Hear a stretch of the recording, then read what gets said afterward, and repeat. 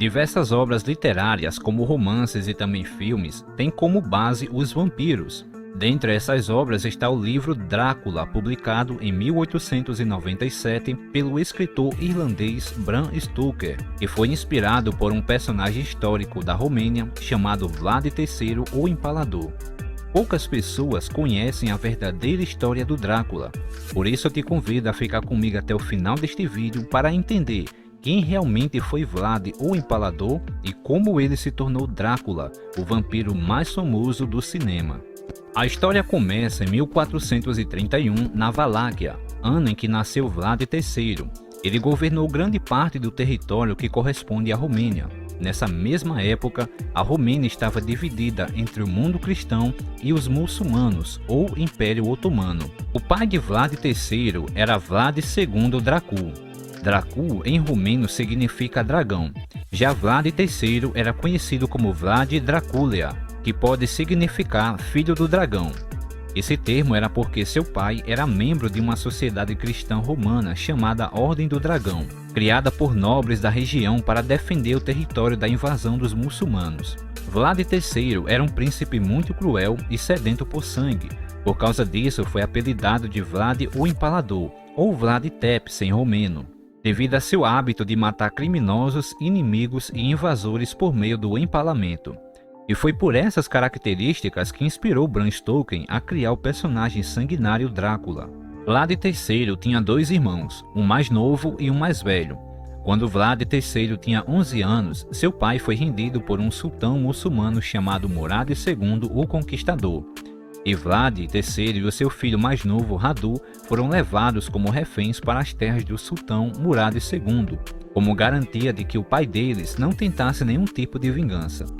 Os meninos passaram 7 anos entre os muçulmanos. Durante esse tempo, ele aprendeu os costumes dos seus inimigos e cultivou um ódio enorme sobre eles. Porém, seu irmão Radu fez amizade com muitos muçulmanos e até se converteu ao islamismo. Quando Murad II finalmente liberou os dois em 1448, seu irmão Radu decidiu ficar com os muçulmanos e fazer parte do exército deles. Apenas Vlad voltou à Valáquia, e quando ele chegou lá, descobriu que seu pai e seu irmão mais velho estavam mortos. Porém, não foram mortos em batalha contra seus inimigos, mas sim pelos seus aliados, nobres que juraram lealdade e traíram seu pai e o assassinaram. Foi aí que o jovem príncipe deu início a uma série de guerras e lutas e uma sede de vingança que marcariam sua vida. Vlad III já não tinha mais a autoridade de antes. Foi necessário recuperar a confiança de seu povo e também seu reinado, que era de direito, e aos 17 anos ele entrou para a guerra. Aos 25 anos ele derrotou o Principado da Valáquia e recuperou o trono do seu pai. O cenário perfeito para sua vingança estava montado. O ódio, as guerras, fez dele uma pessoa muito intolerante e alguém que praticava punições severas por qualquer motivo. Dizem as lendas que um dia Vlad viu um aldeão com a camisa toda suja. Ele perguntou se sua esposa era saudável. O aldeão respondeu que sim, mas sua esposa teve ambas as mãos decepadas, e Vlad arrumou outra esposa para o aldeão e lhe mostrou o que aconteceria com a antiga para que servisse de exemplo. Vlad estava cego pelo desejo de sangue, é tanto que ele executava seus inimigos da pior forma possível, através do empalamento. Essa forma brutal de executar alguém fez com que ele fosse conhecido como Vlad Tepes, que significa Vlad o Empalador. Não satisfeito em apenas derrotar seus inimigos, Vlad ainda juntava alguns que ainda estavam vivos e os empalava de forma lenta e dolorosa. O mesmo ele fez com os traidores de seu pai. Todas essas vítimas ficavam expostas no campo de batalha para servir de aviso para todo aquele que o desafiassem ou ousassem traí-lo. Existe uma lenda que diz que Vlad tinha prazer em comer em frente às suas vítimas com os corpos empalados, ouvindo seus gritos de agonia. Isso espalhava o medo e o terror em toda a Europa. Embora Vlad Tepes fosse conhecido como um assassino sádico e cruel pelo resto do mundo, para a maior parte dos romenos, ele é visto como um símbolo de justiça, coragem e bravura, por ter livrado a Romênia das espadas do Império Otomano. Ou seja, mesmo sendo alguém cruel, ainda assim foi considerado um herói para os romenos. Mas toda maldade tem seu prazo de validade, e os muçulmanos dessa vez investiram um ataque ferrenho contra Vlad, só que liderado pelo próprio irmão de Vlad, Radu. O irmão mais novo, que foi levado como escravo junto com Vlad, agora estava ali para lutar contra ele. Vlad foi derrotado e fugiu para a Transilvânia, mas foi preso pelo rei húngaro Matias Corvino. Movido por um código de honra para com a nobreza, o rei teve misericórdia de Vlad e, com o tempo, Vlad ganhou a confiança do rei Matias. Passado mais um tempo, Vlad conseguiu casar-se com uma nobre húngara ligada à família real e, de forma surpreendentemente diplomática, converteu-se ao catolicismo romano. O tempo não fez com que Vlad esquecesse sua vingança. Ele estava mais decidido ainda a recuperar o seu reinado, e Matias Corvino decidiu apoiar a volta de Vlad ao poder. E o mesmo fez o rei Estevão da Moldávia, parente do Empalador. Anos depois, Vlad foi guerrear contra seu irmão traidor.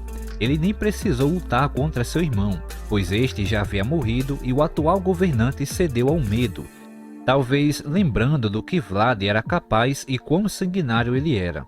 E Vlad assumiu o trono em 1476. Não se sabe exatamente como Vlad morreu.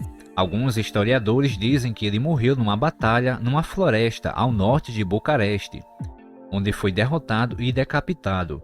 Sua cabeça foi enviada a Constantinopla e deixada à vista de todos. O seu corpo, mutilado de acordo com a tradição, foi sepultado no mosteiro de Senagov. Embora uma escavação arqueológica feita nos anos 30 não tenha conseguido localizar os restos mortais do guerreiro. O mito do vampiro se tornou popular graças a Bram Stoker, que converteu o Conde Drácula no mais famoso dos vampiros, mas ele não criou o mito sobre a existência de vampiros, nem foi o primeiro autor a escrever sobre eles. Mas estudiosos suspeitam que a concepção moderna desses monstros tem evoluído a partir de várias crenças tradicionais existentes em toda a Europa. Algumas dessas crenças surgiram por causa de mal-entendidos de como os corpos se decompõem. À medida que a pele de um cadáver diminui, seus dentes e unhas podem parecer ter crescido mais, e à medida que os órgãos internos se decompõem, um líquido escuro pode vazar do nariz e da boca. As pessoas que não estavam acostumadas com esse processo interpretavam esse fluido como sangue e suspeitavam que o cadáver estivesse se alimentando de seres vivos. Já a crença de que Conde Drácula é um morto-vivo foi porque certa vez, em uma batalha, Vlad levou um forte golpe na cabeça que o deixou em coma. Depois de ver o seu líder cair, seus homens bateram em retirada levando o corpo de Vlad.